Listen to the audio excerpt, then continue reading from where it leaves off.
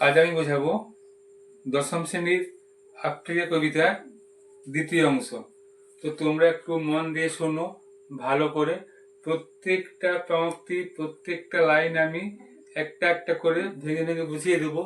যদি তোমরা ভালো করে মন দিয়ে এই সারমর্মগুলো বুঝো, তাহলে যে কোনো প্রশ্নই আসুক, যে কোনো লাইন তুলে দিয়ে তোমরা নিজের থেকে পরীক্ষায় ভালো করে উত্তর লিখতে পারবে, কোনো রকম সহযোগী বই ছাড়াই। তো তাহলে চলো শুরু করা যাক দ্বিতীয় অংশ। হাই ছায়াবৃতা, কালো ঘোমটার নিচে অপরিচিত ছিল তোমার মানব রূপ, উপেক্ষার আবিল দৃষ্টিতে। এখানে কবি বলেছেন হাই ছায়াবৃতা, ছায়াবৃতাও বলেছেন, আবার হাইও বলেছেন। হাই কেন বলেছেন? না, দুঃখ প্রকাশ করে হাই বলেছেন। আফ্রিকা বড় বড় গাছ দ্বারা ঘেরা।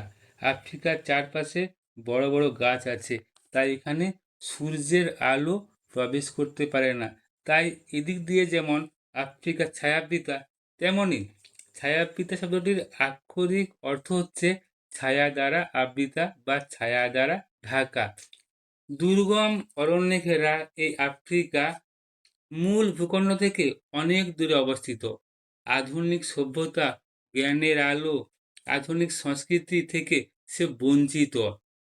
দুর্গমতার কারণে, দুর্গম হওয়ার জন্য 19 শতকের আগে পর্যন্ত আফ্রিকা মহাদেশে যে নিজস্ব সংস্কৃতি ছিল, যে প্রাকৃতিক সম্পদ ছিল, তা বাকি বিশ্বের কাছে, সভ্য সমাজের কাছে অজানাই থেকে গেছে।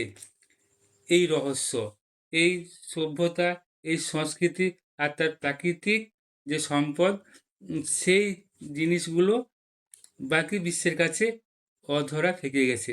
তাই এখানে কবিতাকে বলেছে ছায়াবৃতা, অর্থাৎ সমস্ত কিছু দিক দিয়ে এখানে আবৃতা আছে। কালো ঘুমটার নিচে অপরিচিত ছিল তোমার মানব রূপ, উপেক্ষার আবিল দৃষ্টিতে। এখানে কালো ঘোমটার নিচে অপরিচিত ছিল তোমার মানব রূপ, উপেক্ষার আবিল দৃষ্টিতে। কেন বলা হয়েছে এখানে উপেক্ষা? উপেক্ষা বলার কারণ হচ্ছে, না, ঘন অরণ্যের জন্য সূর্যরশ্মি তথা সভ্যতার আলো এখানে পৌঁছাতে না পারায় আফ্রিকার এই উপাধি, উপেক্ষিত এই উপাধি।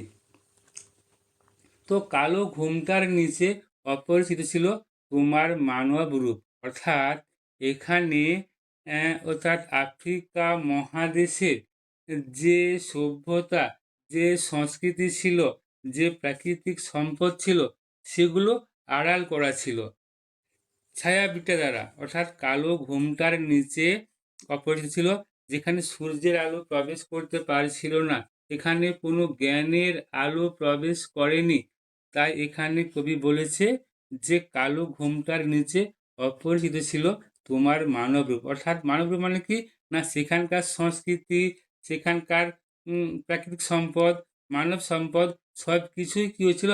আড়াল করা ছিল সভ্য জগৎ থেকে। এলো ওরা লোহার হাতকড়ি নিয়ে, নখ যাদের তীক্ষ্ণ তোমার নেকড়ের চেয়ে। এলো মানুষ ধরার দল, গর্বে যারা অন্ধ তোমার সূর্যহারা অরণ্যের চেয়ে। সভ্যের বর্বর লোভ নগ্ন করল আপন নির্লজ্জ অমানুষতা। তাহলে এলো ওরা লোহার হাতকড়ি নিয়ে। ওরা বলতে এখানে কবি কাদের বুঝিয়েছেন? এলো ওরা, ওরা বলতে অত্যাচারী ঔপনিবেশিকদের বলা হয়েছে, যারা আফ্রিকার মানুষদের বন্দি করে ক্রীতদাসে পরিণত করেছিল। এই পাশ্চাত্য ইউরোপীয় সভ্য সমাজ উপনিবেশ গড়ার কাজে এসছিল আফ্রিকাকে। হাতকড়ি নিয়ে কেন? না, ওদেরকে বন্দি করতে, ক্রীতদাসে পরিণত করার জন্য। তাহলে এক কথায় কি, না, কবি রবীন্দ্রনাথ ঠাকুরের আফ্রিকা কবিতায় মানুষ ধরার দল, অর্থাৎ যে ইউরোপীয় শ্বেতাঙ্গ শাসকরা যে নিষ্ঠুর ছিল, অত্যাচারী ছিল, দাস ব্যবসা করার জন্য এখানে এসেছিল, সেই পীড়ন, অপমান, লাঞ্ছনার কথা এখানে কবি বলতে চেয়েছেন হাতকড়ি নিয়ে কথাটি দিয়ে।